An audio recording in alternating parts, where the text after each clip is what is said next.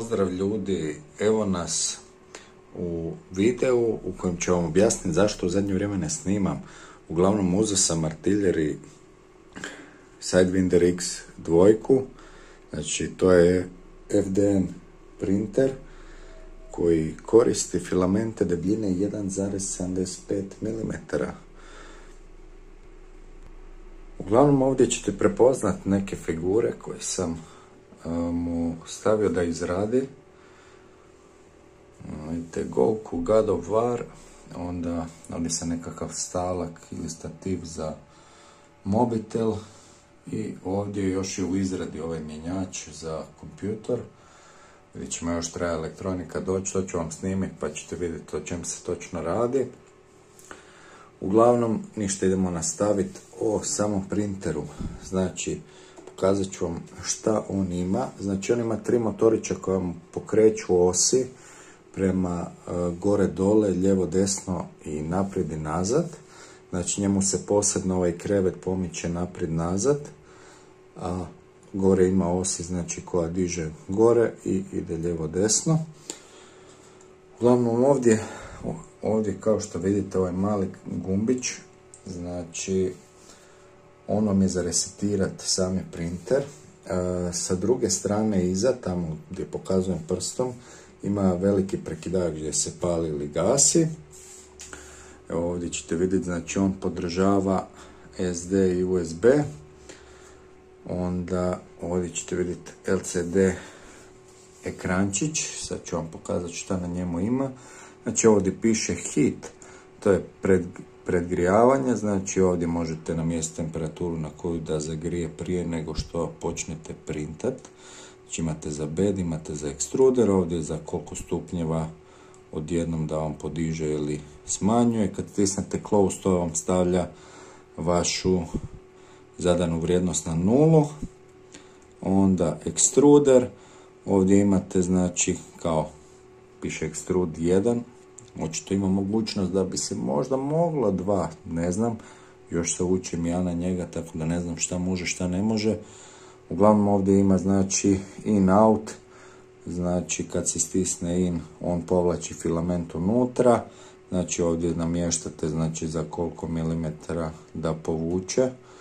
Onda ovdje gdje piše normal, tu mijenjate brzinu kojom će povući unutra, ili ako stisnete out, izbacite van. Onda imamo move.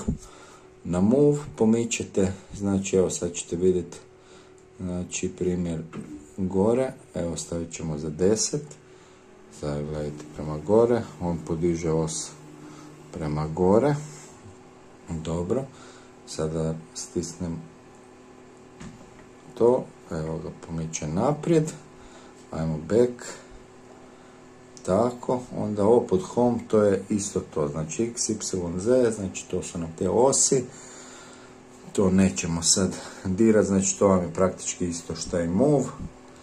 Onda level, to je kada stisnete, počinjete s prvim, znači onda vam on spušta ekstruder na te ćoškove koji su prikazani na slici i vi bi trebali baciti papir neki između mlaznice, sad ne znam, ja sam iza tu sakrio, evo ga papirček, znači ubacite ga na ploču između mlaznice koja će se spustiti i samog ovog kreveta i tako namjestite, znači ove kotačiće, znači što ravnije, odnosno probate onako da mrvicu kao zapinje za mlaznicu sami papir, ali još uvijek da može proći, kao to je neka mjera kako bi se trebalo namjestiti. Onda idemo dalje. Znači ovdje imate tih 5 točaka. Kada manualno to namjestite, idete na more, onda ovdje možete spustiti, kad ste ono obavili, sa z jednako 0 stisnete, onda on stavi os, odnosno ekstruder na sredinu, na 0, znači na 0 skroz dođe do samog beda. Zatim, nakon toga, znači možete štelat, znači ono što sam rekao za visinu papira, mlaznicu, znači gore ili dole, ovisi kako vam treba, to ovisi o ovome, sad ću vam pokazati, o ovome tu.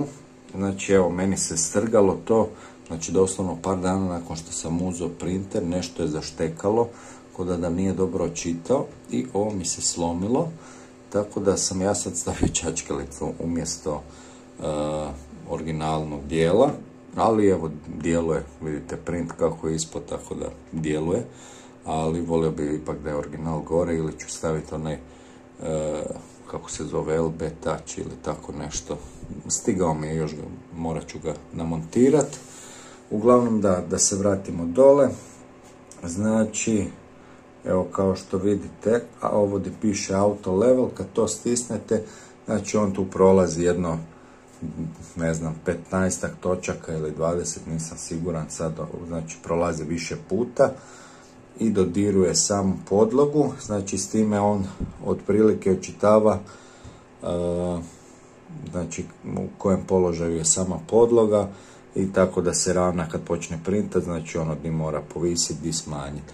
Nakon što ste taj auto level obavili, stisnete EEPROM save i onda će vam spremiti znači to šta ste namjestili. Uglavnom ovdje ovo je znači zapaliti lampicu, vidite ova koja svijetli znači od samog ekstrudera, onda ovo crno je da ugasi se.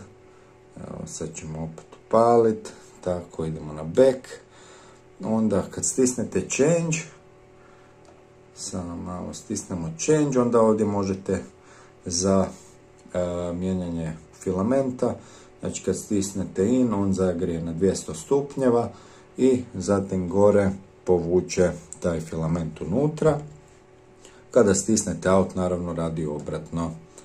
Ok, znači to, ovdje back, ajmo pod set, pod file ovdje možete ući u fajlove, znači da neovisno, znači to jest ovisno da li je microSD ili USB, onda ovdje imate znači isto možete ući na nešto, neke od foldera za printanje, onda fan odnosno ventilator. To mi je ovaj ventilator, on hladi filament koji izlazi van, znači ovisi o materijalu, nekome će dobro doći taj ventilator da hladi, a nekome neće, znači ovisi šta koristite, PLA, ASA, ABS, 5G, znači uglavnom ovo što sam sve naveo, sve možete na ovom printeru koristiti, znači odnosno materijali koji idu do 240 stupnjeva, odnosno ja sam tu čak pojačavao temperaturu od 245 jer je sve ok radilo. Da ne znam, sam rekao, znači podloga ova sama, ona se može zagrijati do 130 stupnjeva, to je da drži znači sam model za ovu podlogu, znači da se ne otkine, zato treba imati grijani bed. Onda evo ovdje piše znači koja je verzija, onda kad se stisne primjer M off, znači to je ono kad prvo bude uključen bed, znači inače ne možete ga pomaknuti kada su motorići baš uključeni, a kada stisnete taj M off, onda ga možete pomicati, znači ovako kako ga ja sad ručno pomičem. Onda ajmo stisnuti print, znači ovdje isto imate onako foldere kao što smo već ušli malo drugčijim načinom do foldera, uglavnom kliknete na folder i onda on počne zagrijavati, znači po postavkama koje ste zadali u samom sliceru. Uglavnom šta da vam još pokažem, znači ovo je taj ekstruder, sad ćete ga vidjeti, ja sam skinuo silikonsku, inače ima silikon koji dođe tu, ali zna mi se zapuniti sa filamentom, zato sam ja maknuo, pa lakše mi je očistiti kad nema tog silikonskog dijela. Onda ovdje imate za štelat jedan kotačić, to je za jačinu, koliko jako da filament steže, da može ovaj kotačić gurat dole, odnosno ekstruder. Onda šta još da vam pokažem, evo ga gore je senzor za filament, znači kad je filament pri kraju, on zapišti, i to jako, i počne svjetliti crveno, znači javlja da nema filamenta i stopira print. Evo ga. To uglavnom dimenzije ovog printera, odnosno printane podloge je 30 puta 30 puta 40 cm, znači 30 širina, 30 dubina i 40 visina. I šta bi vam još mogu reći?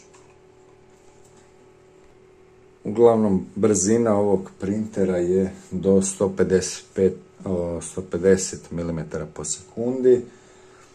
Znači, relativno je brzo, ali ima danas jako puno bržih 3D printera, pogotovo onaj, ako se ne varam, Voron, on ide do 2000 ili čak 1000 ili 2000 mm po sekundi, znači ovo je sporo, ubitačno za njega, ali opet posluži svrsi, kao što vidite, evo na figurama, evo tamo mi je čak i ono čudo koje sam radio za motanje filamenta. Eto ga. Uglavnom, ljudi, to bi bilo to. Nadam se da vam se video svidio. Ako je, bacite neki lajkić. Ako niste, subscribeajte se, bit će još video o 3D printu. Tako da, eto. Ljudi, pozdrav!